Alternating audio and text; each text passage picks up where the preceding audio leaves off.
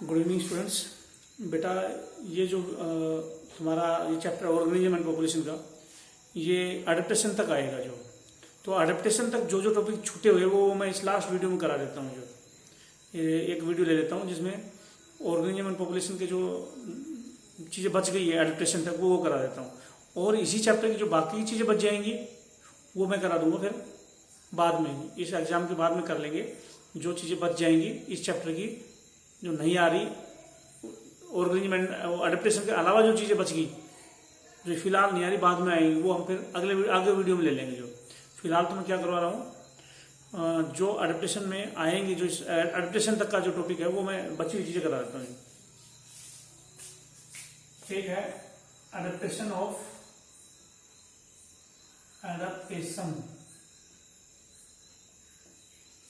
To ओलिगोट्रोपिक soil.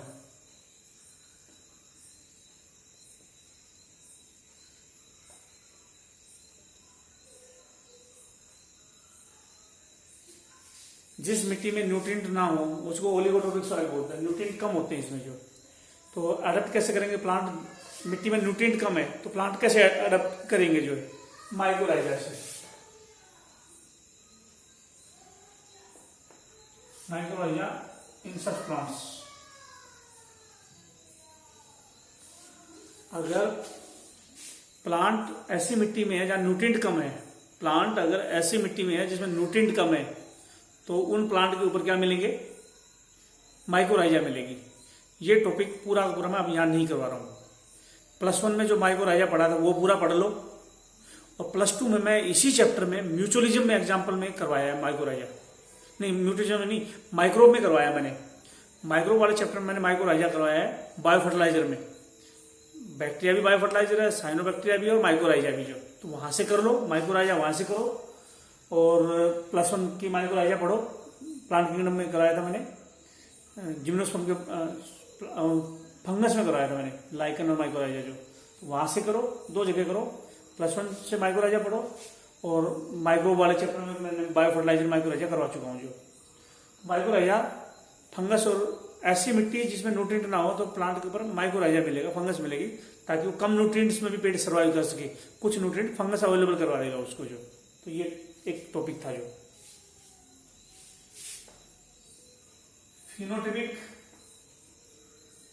Plasticity, बाहर environment में change आए तो बॉडी में चेंज आ जाए, इसको बोलते हैं फिनोटाइपिक प्लास्टिसिटी। फिनोटाइप किसको बोलते हैं, बॉडी की कैरेक्टर को फिनोटाइप बोलते हैं। उसमें चेंज हो जाए ना, एनवायरनमेंट में चेंज आने से। बाहर एकदम पानी की कमी हो जाए और पेड़ में चेंज आ जाए, बाहर गर्मी हो जाए या धूप हो जाए, हमारी बॉडी में चेंज आ जाए, ये फिनोटाइपिक प्लास्टिसिटी है। क्या होती है phenotypic plasticity? Change in the phenotype of organisms due to change in environment.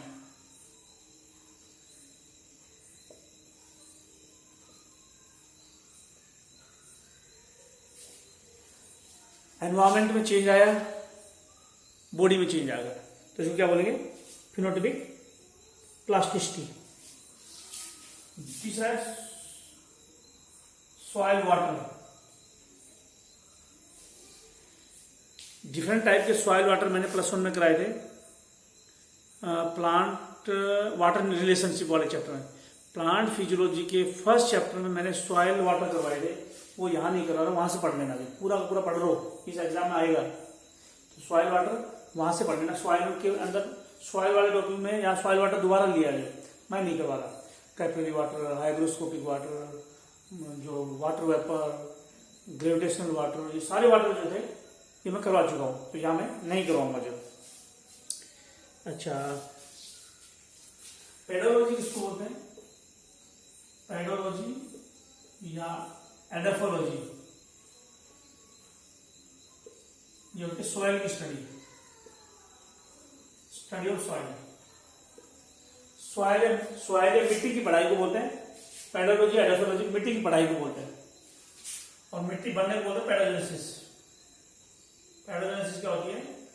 Soil formation. मिट्टी के बनने को क्या बोलते हैं? पेडोजेनेसिस। अच्छा,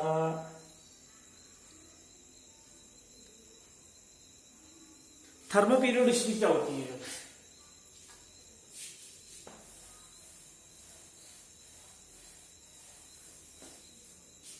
थर्मोपीरियोडिसिटी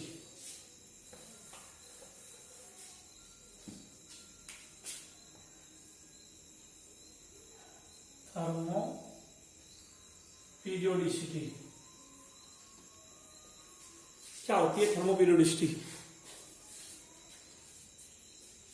टेम्परेचर या गर्मी कभी कम हो जाए कभी ज्यादा हो जाए, गर्मी में बदलाव थर्मोपीरियोडिसिटी होती है। थर्मो का मतलब टेम्परेचर, पीरियोडिसिटी में तो चेंज होना। टेम्परेचर में चेंज को थर्मोपीरियोडिसिटी बोलते हैं। It is the change in temperature. एक होती है ड्यूरनल थर्मोपीरियोडिसिटी और दूसरी होती है सीजनल थर्मोपीरियोडिसिटी। दिन में टेम्परेचर ज्यादा होता है, रात को टेम्परेचर कम होता है। दिन और रात में टेम्परेचर का चेंज है, इसको बोलते हैं diurnal thermoperiodicity. Change in temperature during night and day. रात में और दिन में टेम्परेचर में चेंज आए तो उसको बोलते हैं ड्यूरनल थर्मोपीरियोडिसिटी। ड्यूरनल का मतलब दिन और रात में टेम्परेचर में चेंज। सीजन के हिसाब से टेम्परेचर में चेंज आए, सर्दियों में कम टेम्परेचर होता है, गर्मी में ज्यादा होता है। ये सीजनल थर्मोपीरियोडिसिटी है। Change in temperature during different seasons.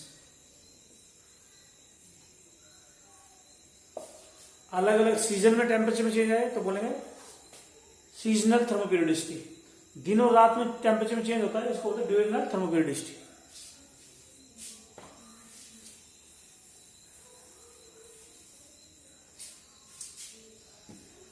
इनमें क्या डिफरेंस है? दो प्लांट है, हेलियोफाइट, सियोफाइट।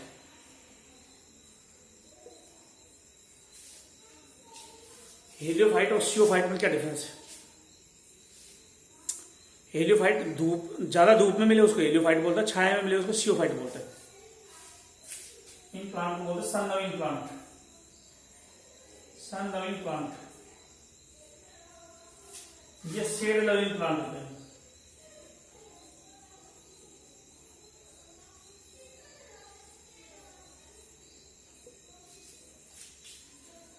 जो प्लांट शेड या छाया को पसंद करते हैं उनको शेड लविंग प्लांट को सियोफाइट बोलता है। जो धूप को पसंद करते हैं उनको हेलियोफाइट बोलते हैं। तो इनका optimum light is more, optimum light is more, less optimum light is required.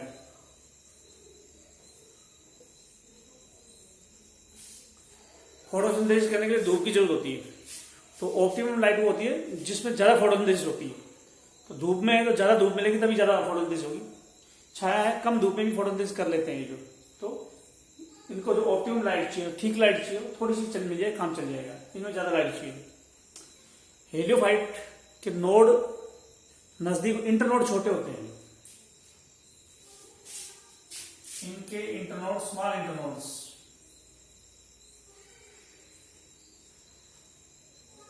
Small internodes, इनके लॉन्ग इंटरनोड्स।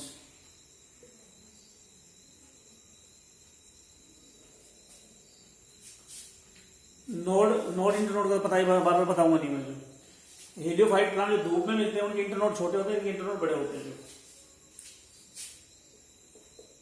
मोर ब्रांचिंग, मोर फ्रूट, इनमें लेस है।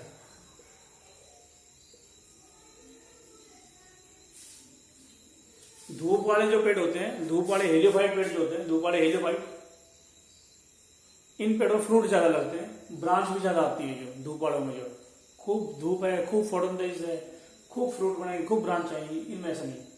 लेकिन धूप से ट्रांसपिरेशन में खतरा है, ट्रांसपिरेशन हो सकता है जो। तो इसलिए ट्रांसपिरेशन से बचने के लिए सारे राइट्रोजन जीरो फाइट वाले शो करेंगे, डिजिट वाले शो करेंगे। क्या क्या? Sunken stomata. अब ये सारे ट्रांसमिशन से बचने के लिए, ज्यादा धूप है ट्रांसमिशन ज्यादा होगा, उससे बचने के लिए, ज्यादा धूप है इसलिए ट्रांसमिशन से बचने के लिए इनमें नॉर्मल स्टोमेटा है।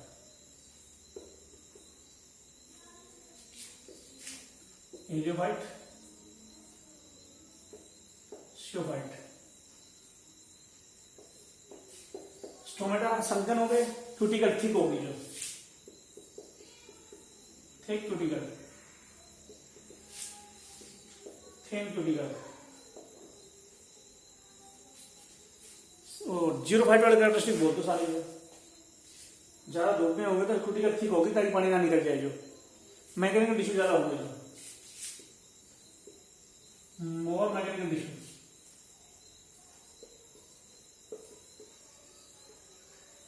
इनमें लेस मैकेनिकल टिश्यू है।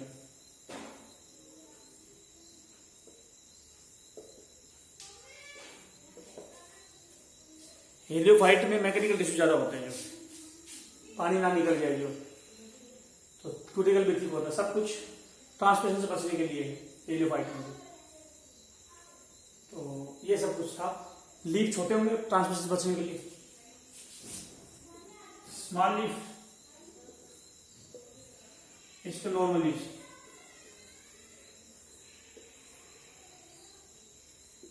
मोर पेलिसेड, मोर पेलिसेड टिश्यू, इसके पेलिसेड टिश्यू कम होते हैं।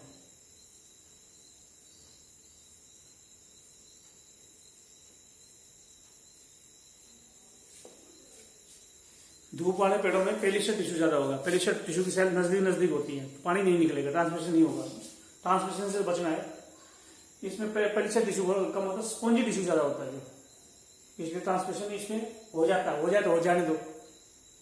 तो ये धूप में होगा, ज्यादा धूप से ज्यादा ट्रांसमिशन इसमें होगा। इसमें धूप ही नहीं है तो ट्रांसमिशन वैसे ही नहीं हो रहा, तो टिश्यू की इतनी इंपॉर्टेंट रोल नहीं है इसमें।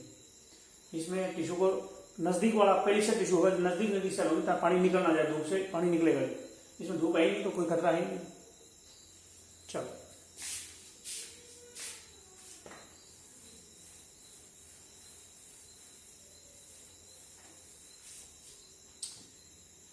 इनकी डेफिनेशन इकोलॉजी में क्या क्या स्टडी करते हैं?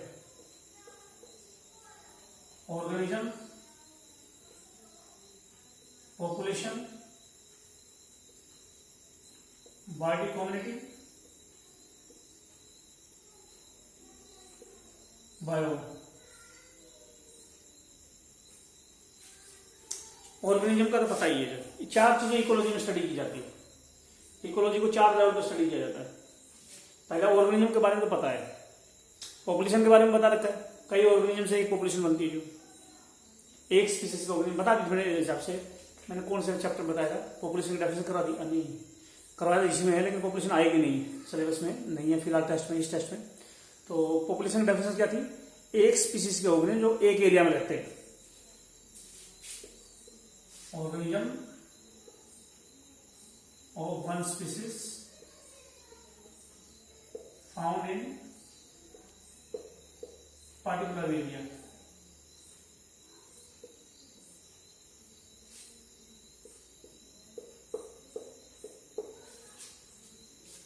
एक एरिया है, उसमें एक स्पीसीज के जितने भी ऑर्गेनिज्म होंगे वो पॉपुलेशन है। रेगिस्तान में जितने भी एक स्पीसीज के एनिमल है वो पॉपुलेशन है। जोड़ में जितने भी एक स्पीसीज के एनिमल है वो पॉपुलेशन। कई पॉपुलेशन जो एक एरिया में रहती है उनको बायोटिक कम्युनिटी बोलते हैं। यूं बोल दो, ऑल स्पीसीज जो एक एरिया की है, all species found, all species of an area. जैसे डेजर्ट में, पॉन्ड में, जोड़ में जितनी भी स्पीसीज है वो एक बायोटिक कम्युनिटी है। डेजर्ट रेगिस्तान में जितनी भी स्पीसीज है वो एक बायोटिक कम्युनिटी है। जितनी भी स्पीसीज एक एरिया में होती है, रेगिस्तान में, जोड़ में, सबको बायोटिक कम्युनिटी बोलते हैं।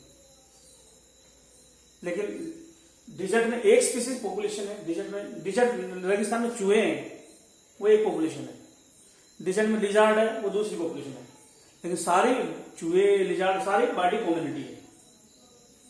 जोड़ में हाइड्रा है, एक पॉपुलेशन है, अमीबा है, एक पॉपुलेशन है, पैरामीशियम में एक पॉपुलेशन है, लेकिन सारे बायोटिक कम्युनिटी है। तो एक एरिया में एक स्पीसीज को तो बोलो पॉपुलेशन, और सारी पॉपुलेशन या सारी स्पीसीज को बोलो बायोटिक कम्युनिटी। बायोटिक कम्युनिटी और एनवायरमेंट दोनों को इकोसिस्टम बोलते हैं। बायोटिक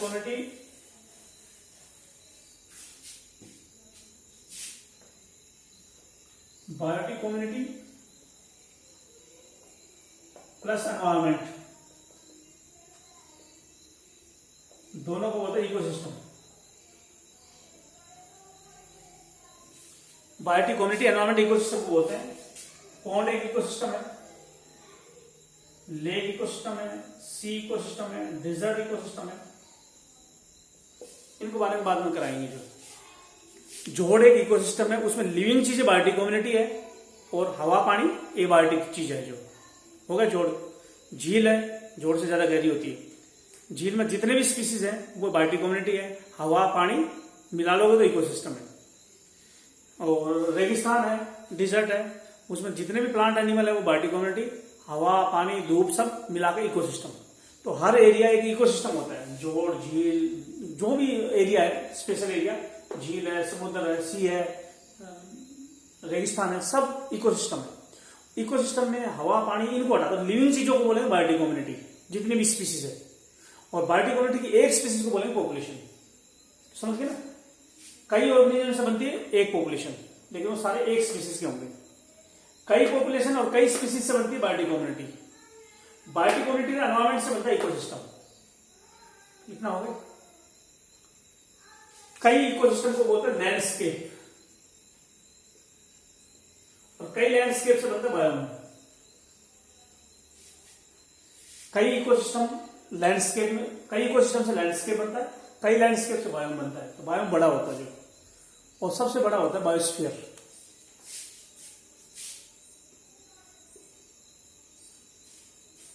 इस दुनिया में जहां जहां लाइफ है वो बायोस्फीयर है। और इसके 3 पार्ट होते हैं, हाइड्रोस्फीयर,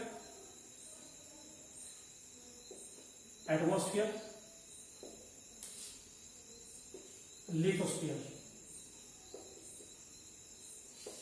जहां जहां लाइफ है उसको बायोस्फीयर बोलते हैं। पानी वाला एरिया हाइड्रोस्फीयर है, पानी में लाइफ है तो हाइड्रोस्फीयर, हवा में लाइफ है तो एटमॉस्फेयर, और जो मिट्टी है उसको लिथोस्फीयर बोलते हैं। इन सब जगह लाइफस्फीयर है। तो पूरी दुनिया एक बायोस्फीयर है। जो हवा में भी पूरी दुनिया को बायोस्फीयर बोलते हैं। जहां जहां लाइफ है, जहां लाइफ नहीं है वो बायोस्फीयर नहीं है। चाहे पानी का एरिया हो, चाहे लैंड का हो, चाहे हवा का हो, बायोस्फीयर बोलते हैं। ये सबसे बड़ी यूनिट है इकोलॉजी की। इकोलॉजी में सबसे ज्यादा बड़ी यूनिट बायोस्फीयर है। सबसे छोटी इकोलॉजी की यूनिट ऑर्गेनिज्म है। इकोलॉजिकल हियरार्की में सब कुछ करवाया था मैंने। सबसे स्मॉलेस्ट यूनिट इकोलॉजी की क्या है? ऑर्गेनिज्म, और सबसे बड़ी बायोस्फीयर।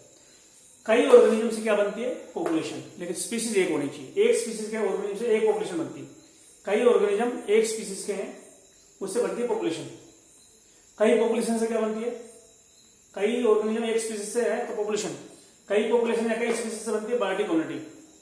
बायोटिक कम्युनिटी एनवायरमेंट से क्या बनता है? इकोसिस्टम। ये सारा इकोसिस्टम है। लिविंग ऑर्गेनिज्म के साथ साथ हवा पानी ये शामिल कर लो तो इकोसिस्टम बन जाएगा। कई इकोसिस्टम से बनता है लैंडस्केप। लैंडस्केप से बड़ा है बायोम, और सबसे बड़ा है बायोस्फीयर। इकोलॉजी में 4 चीजें स्टडी करते हैं एनसीईआरटी के अकॉर्डिंग। और लास्ट टॉपिक है सॉइल के बारे में।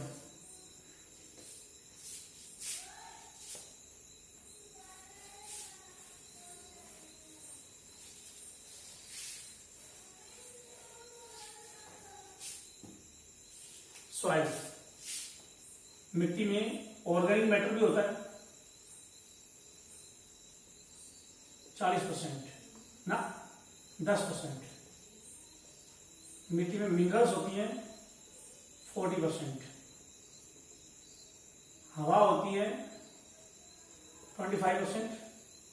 वाटर होता है 25%। Soil air soil water.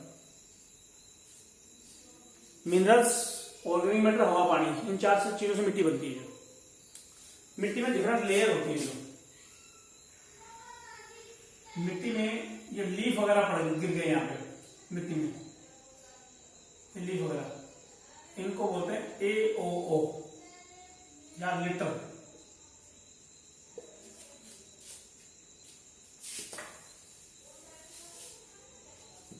Organic matter जो डिकम्पोज नहीं हुआ तो उसको लिटर बोलते हैं। अनडिकम्पोज्ड ऑर्गेनिक मैटर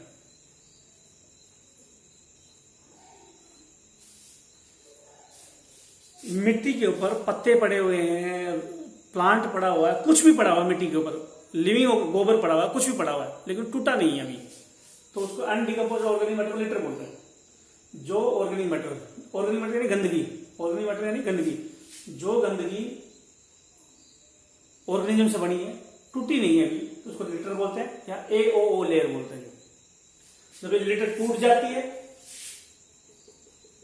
तो बनता है ह्यूमस या AO लेयर, AO या humus. Humus it is form after decomposition of litre. Litre टूट जाएगा तो बनेगा ह्यूमस। तो 3 लेयर आती है, A1, A2, A3। फिर लेयर आती है B1, B2, B3। फिर आती है C और D। धरती की, मिट्टी की, धरती में ये अर्थ है, ये अर्थ है, ये मिट्टी है। अर्थ या धरती है, उसके बाद सॉइल है, मिट्टी है। तो डी तो बोलते हैं रॉक की लेयर होती है, पहाड़ की लेयर होती है मिट्टी में, ये नीचे मिलेगी रॉक, मिट्टी की लेयर है। जो रॉक होता है, पहाड़ जो होता है, उसको डी लेयर बोलते हैं। और सी लेयर बनती है बी और सी के मिक्सिंग से। ए और बी मिट्टी है, ए एंड बी सॉइल है। ए और बी तो मिट्टी होगी, डी होगा पहाड़, रॉक, और सी बनेगा बी और डी के मिक्स से। ये बी और सी की मिक्सिंग से बना है। डी तो रॉक है मिट्टी के अंदर, फिर सी लेयर है, बी और सी से मिलेगी, और ए की 5 लेयर है, AO, A1, A2, A3। जो AO तो लिटर है, जो टूटा नहीं है अभी, और ऑर्गेनिक मैटर टूटने के बाद AO या ह्यूमस बन गया। फिर 3 है, यहां से मिनरल्स नीचे जाती है, इसको बोलते हैं A2 लेयर को हम क्या बोलते हैं, A2 लेयर को बोलते हैं एल्यूएशन लेयर, क्योंकि इससे लीचिंग होती है, leaching of minerals. A2 layer को बोलते हैं एल्यूएशन, यहां से मिनरल्स निकल कर नीचे चली जाती है और जाकर B2 लेयर में बैठ जाती है। B2 को बोलते हैं इल्यूएशन। ये इल्यूएशन लेयर है, इल्यूएशन लेयर है।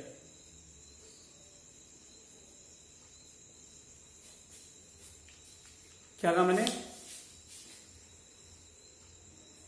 A2 में से मिनरल नीचे जा रही है B2 में, तो A2 में से मिनरल निकली है, इसलिए इसको बोलते हैं एल्यूएशन जोन। मिनरल निकलने को बोलते हैं एल्यूएशन। तो ये एल्यूएशन लेयर है, इसमें से मिनरल निकली है, और इल्यूएशन का मतलब होता है मिनरल अंदर आना, तो इसमें इल्यूएशन हो रहा है। A2 की लेयर, A2 की मिनरल B2 में जा रही है, तो मिनरल निकलने को एल्यूएशन बोलते हैं, ऐड होने को इल्यूएशन।